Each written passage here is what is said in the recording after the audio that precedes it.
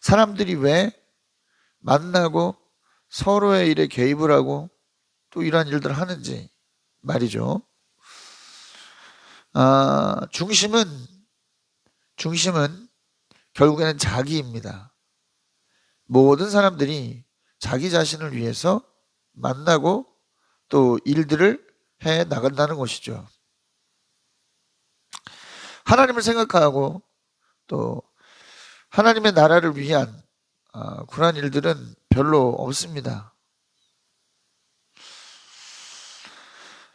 오늘 본문에 나오는 압살롬과 요압 그리고 다윗의 모습, 이러한 모습들을 통해서 우리는 어떻게 무엇을 중심으로 우리가 관계하고 살아가야 되는 것인가 생각해 볼 수 있게 줍니다. 단락으로 깊이 들어가서 이러한 부분들을 좀 살펴보고 오늘 우리에게 주신 하나님의 뜻을 생각해 보도록 하죠. 첫 번째 단락입니다. 1에서 24절 압살롬을 데려오는 다윗입니다. 자, 우리가 지난 장에서 다윗이 암논에 대한 일이 좀 가라앉고 또 시간이 좀 지나니까 압살롬에 대한 어떤 그런 마음이 생겨나고 있다는 것을 본 바가 있어요. 압살롬을 보고 싶어하고 그리워하는 다윗의 모습을 볼 수가 있었죠.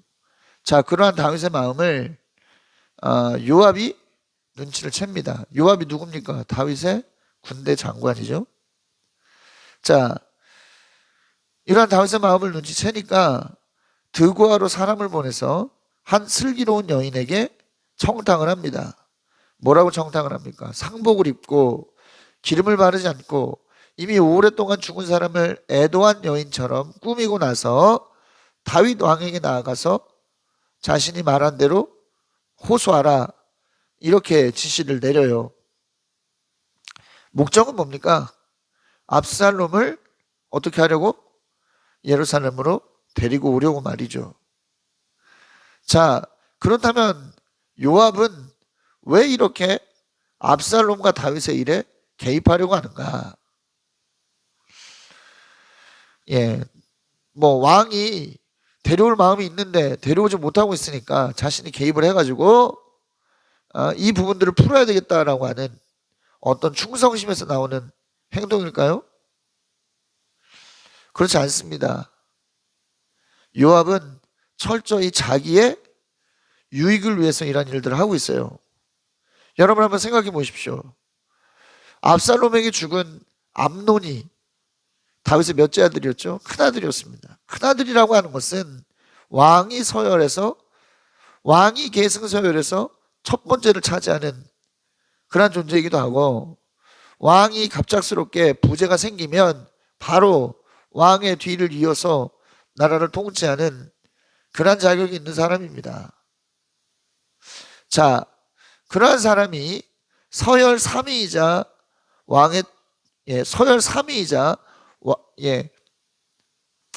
가장 강력한 압살롬에 의해서 죽임을 당했다. 이거 어떻게 보면 반역이에요. 반역 중에 대반역입니다. 하지만 지금 뭐 하고 있어? 압살롬도 왕위 서열 몇이에요? 3위란 말이죠. 왕위를 계승할 수 있는 가능성이 가까워. 그런데 왕의 마음도 지금 어떻게 되고 있다고요?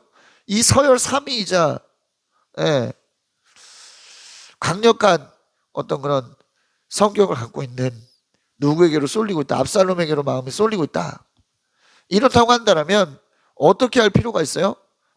압살롬에게 잘해야 될 필요가 있는 거예요. 그러니까 요압은 이걸 기회로 본 겁니다. 이 문제를 잘 풀면 다윗에게는, 현재 왕인 다윗에게는 뭐예요? 자신의 곤란함을 대신 풀어준 그러한 부분에서 어필할 수 있고, 또 뭐다? 압살롬에게는 야, 너 어려울 때 내가 너를 도왔지 않느냐라고 하는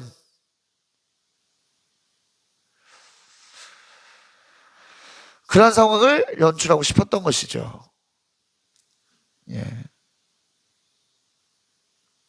요압은 참 교활한 사람입니다. 근데 이게요, 우리 삶에서 자주 경험하는 일 아닙니까? 까닭없이 우리에게 과도하게 잘하는 사람들, 대부분 어떤 의도로 우리에게 다가오는 사람들입니까?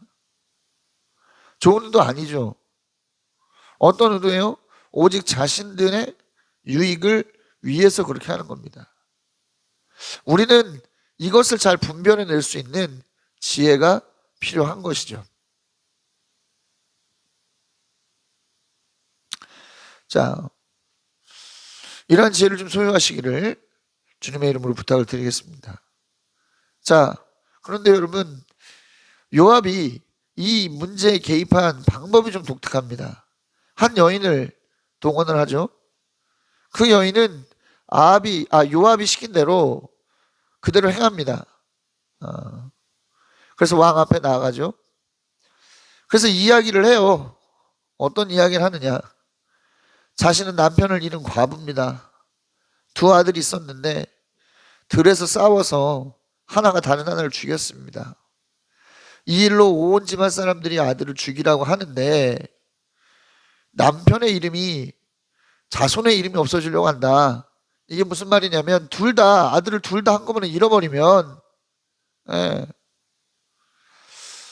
자신은 진짜 과부가 되고 그렇죠? 자신의 남편의 족보에는 더 이상 기록될 만한 이름이 없는 거야. 고대 근동의 사람들 뿐만 아니라 고대 사람들은 이런 것에 대해서 굉장히 중요하게 생각했던 거 아니겠습니까? 그러니 이 여인에게는 아주 큰 문제일 수 있죠. 그런데 지금 이게 넌지시 무슨 얘기하는 거예요? 압살롬과 암논 사이에 있었던 일을 은근슬쩍 빗대서 이야기하는 거죠. 그렇기 때문에 어떤 마음이 들겠어요? 다윗이 이야기를 들으면서 자신의 일과 같은 그런 마음이 들 거 아니겠습니까? 그걸 지금 노리고 있는 것이죠. 자, 왕이 듣고 명령을 내리겠으니 안심하고 가라고 이야기를 합니다. 이게 무슨 말이에요? 죽이지 않도록 하겠다. 이런 명령을 내리겠다. 이런 거죠. 근데 여러분, 다윗의 이러한 명령은요, 미스예요, 미스. 실수입니다. 왜 그렇죠? 여러분, 하나님께서 율법으로 정하신 것은 뭐예요? 말씀으로 정하신 건 뭡니까? 고의적으로 상대방을 살해했다면 반드시 죽여야 되는 거예요. 이건 이유 여하가 없는 겁니다. 네. 이유 여하가 없는 거예요. 이 여인의 아들의 이야기는 뭡니까? 이건 뭐 재고의 여지가 없는 것이죠. 그런데도 지금 이 여인의 호소를 들어주겠다라고 왕이 대답한 것은 그 이야기가 자신의 이야기와 같은 공감대를 느꼈기 때문입니다. 이거밖에는 설명이 안 돼요. 자, 이 여인은 3번이나 연거푸 왕에게 의사를 물었고 왕은 그렇게 하겠다라고 이야기를 합니다. 네. 여러분, 그래서 요압이 교활하다는 거예요. 왕이 가지고 있는 어떤 그런 고민, 왕이 가지고 있는 마음, 요압이 자신이 근처에서, 자신이 가장 가까운 곳에서 본 거 아니겠습니까? 그러니까 뭐예요? 그 부분들을 정확하게 찔러가지고 다윗의 마음을 움직이려고 하는 것이죠.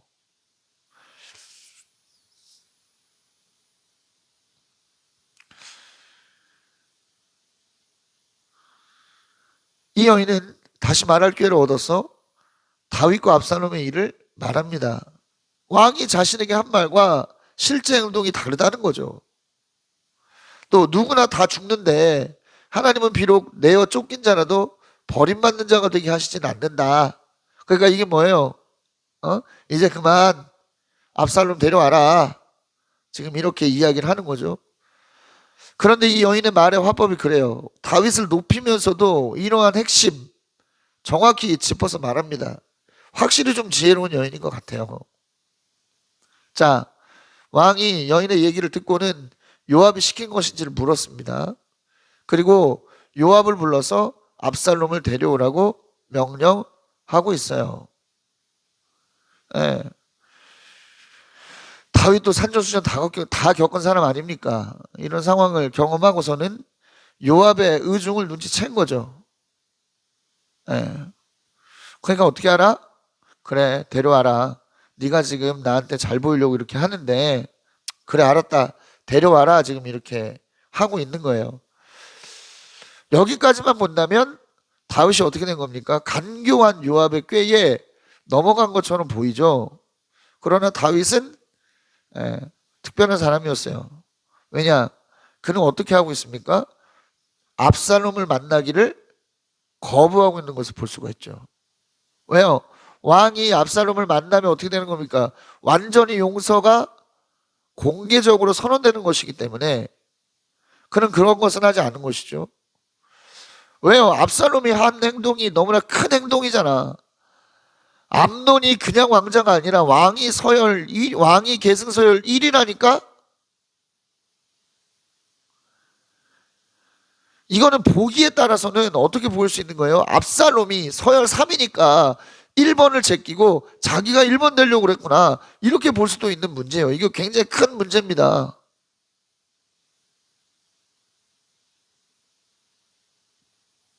그러니까 어떻게 하는 거예요? 만나진 않습니다. 이 요압이 간교한 꾀를 썼습니다만 어떻게 됐습니까? 반만 성공한 거죠. 근데 이 일은 반만 성공하면 안 되는 거야. 왕이 압살롬을 만나서 용서해주는 과정까지 있어야 압살롬이 누구한테까지 생색낼 수 있어요? 아니, 요압이 누구한테까지 생색낼 수 있어? 압살롬한테까지 생색낼 수 있잖아. 그렇기 때문에 이건 지금 성공한 게 아닙니다. 절반은 성공했지만 요압의 계획은 어떻게 보면 완벽한 것이었을 거라고 스스로 생각했을 겁니다. 실제로 통하기도 했잖아요. 어떤 부분에서는. 그러나 완전히 성공하지는 못했습니다.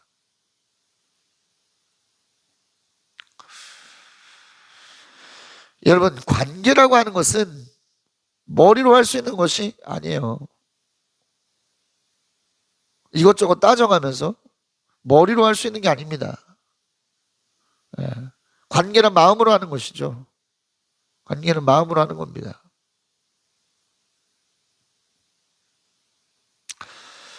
이런 관계의 원리를 여러분 기억하시기를 바라겠습니다. 자, 다음 단락으로 가죠. 25에서 33절 압살롬과 다윗의 만남입니다. 자, 본 단락에서는 압살롬의 외모에 대한 부분들을 이야기하고 있어요. 온 이스라엘이 칭찬할 정도로 머리부터 발끝까지 흠이 없어. 1년에 한 번씩 또 머리털, 양털 깎듯이 머리털을 깎는데 머리털이 200세겔이나 될 정도로 풍성한, 옛날에는 풍성한 머리숱이 남자의 힘을 상징했으니까 그런 사람입니다. 확실히 잘난 사람, 아주 훌륭한 외모를 가지고 있는 사람입니다. 자, 그런데 예루살렘에 돌아왔음에도 불구하고 2년이 지나도록 왕의 얼굴을 보지 못했습니다. 또 자신을 불러들인 이 요압을 오라고 초청을 해도 요압이 오질 않는 거예요. 아니, 요압이 오겠어요? 여러분 생각해 보세요. 요압이 가겠습니까? 요압이 애초에 왜 압살롬을 데려왔는데, 압살롬을 생각해서? 다윗을 생각해서? 그게 아니잖아요. 그저 이 과정을 통해서 자신이 뭔가 큰 이익을 얻고 싶은 마음, 그거 하나밖에 없었는데 얻을 게 없잖아. 압살롬 만나봐야. 그러니 어떻게 되는 겁니까? 만나지 않죠. 오히려 자꾸 요압이 압살롬의 집을 왔다 갔다 하면 어떤 문제가 생기겠어요? 왕의 눈에 이게 또 반역하는구나, 반역을 꿈꾸고 있구나, 이렇게밖에는 비치지 않을 것이기 때문에 가지 않는 거죠.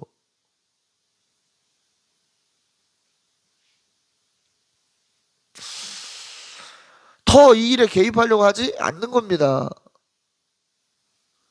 근데 압살롬도 요압 못지않은 그러한 사람이야. 교활한 사람입니다. 머리가 잘 돌아가는 사람이에요. 어떻게 하죠? 요압이 안 오니까 오게 만들어. 어떻게 해요? 요압의 밭에 불을 놓는 겁니다. 밭을 싹 태워버려요. 아주 1년 농사를 망쳐버립니다. 그러니 요압이 열이 뻗치겠어요? 안 뻗치겠어요? 뻗치지. 그러니까 압살롬에게 갈 수밖에 없는 거예요. 그러자 역으로 압살롬이 요압을 향해서 자신의 이야기를 하죠. 아니, 왕을 만나지도 못하는데 왜 돌아오겠냐? 차라리 죄가 있으면 나를 죽여달라고 이야기를 해라. 예, 답답하고 불안하죠. 왜? 왕의 의중을 알 수 없으니까. 이게 사실상 유배생활 아닙니까? 예, 왕이 정확하게 용서했다 선언을 해줘야 자기가 마음 편안하게 무언가를 할 수 있는데, 왕이 만나주지도 않고 자신의 이 문제를 풀어주지 않으면 아무것도 할 수 없는 것이죠. 그저 언제 왕의 진노가 나에게 떨어질지 모른다라고 하는 불안함 속에서 살아갈 수밖에 없는 겁니다. 압살롬 입장에서는. 자, 요압은 이 압살롬의 마음을, 또 압살롬이 한 일을 다윗 왕에게 이야기를 합니다. 그러자 다윗 왕이 압살롬을 만나요. 그리고 압살롬이 그토록 원했던 용서와 화해를 해줍니다. 참 압살롬이 참 대단한 인물이라고 생각이 드는 것은요, 자신의 답답함을 한 번에 해결을 하죠. 예. 어떻게 이런 결단력이 있지? 밭을 태워버려? 그것도 나라의 군사령관의 밭을 태워버린다고? 쉽지 않은 일이죠. 아무리 왕자라 하더라도. 담력이 있어. 또 외모까지 있네? 모든 걸 갖췄어요. 그러니까 왕으로서 부족함이 없는 모든 걸 갖췄다고요. 그리고 본 단락의 사건이 이러한 그의 왕으로서의 가지고 있던 재질이 한꺼번에 드러나는 그러한 단락이라고 할 수 있는 겁니다. 자, 그런데 압살롬에게는 하나가 없었습니다. 뭐가 없었습니까? 겸손이요. 겸손이 없었습니다. 겸손. 요압도 한번 볼까요? 오늘 본문에 나온 요압도 한번 볼까요? 요압은 어떻습니까? 약삭빠른 사람이에요. 또 많은 전쟁에서 공로를 세울 만큼,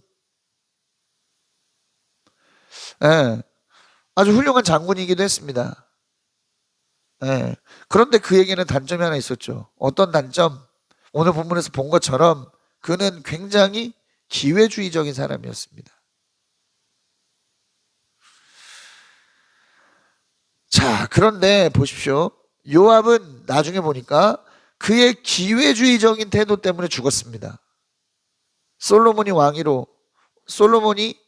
됐을 때 그는 아둔하게도, 아도니아라고 하는 다윗의 아들 곁에 붙었다가 결국 그 일로 죽임을 당하게 되죠. 열왕기상 1장 5절에서 8절, 그리고 열왕기상 2장 28에서 35절을 보면 그 일 때문에 죽임을 당하는 요압의 모습을 볼 수 있어요. 그의 기회주의적인 비상한 머리가 결국엔 그를 죽인 거예요. 또 압살롬은 겸손 없는 완벽함 때문에 죽임을 당합니다. 사무엘하 18장 9절 보면 우리가 좀 살펴보겠습니다만은 자신의 아버지의 왕위를 뺏으려고 하는, 왜? 충분히 자기가 재질이 있거든. 왕으로서의 자질이 있거든. 뺏으려고 했다가 자신이 그토록 자랑하던 완벽한 외모 때문에 죽임을 당하는 모습을 볼 수가 있다는 거죠. 예. 우리가 많은 것들을 갖고 있고, 우리가 많은 사람들의 좋은 평가를 받고 있다고 하더라도 중요한 것은요, 하나님의 뜻을 아는 것입니다. 우리를 향한 하나님의 뜻을 아는 거예요. 두 사람은 아주 좋은 자질들을 갖고 있고 능력들을 갖고 있었지만 뭘 하지 않는 걸 볼 수 있어요? 하나님께 묻고 하나님께 의지하는 행동을 하고 있지 않습니다. 그저 자신의 판단에 따라서, 자신의 어떤 지혜에 따라서 행동하고 있는 것이죠. 이것이 결국 뭐다? 그들을 파멸로 몰아넣는 계기가 되었다라는 것을 우리는 알아야 한다는 것이죠. 관계도, 또 우리가 하는 모든 일도 마찬가지입니다. 우리의 장점이 발휘돼서 할 수 있는 것에는 한계가 있어요. 하나님을 의지해서 하나님의 인도하심에 따라 모든 것들을 할 수 있는 우리가 될 때 우리는 비로소 온전한 하나님의 은혜를 경험할 수 있게 되는 것입니다. 바라기는 이 아침 하나님께 묻는 여러분들 되시기 바라고 또 하나님의 인도하심을 경험하는 여러분들 되시기 바라겠습니다.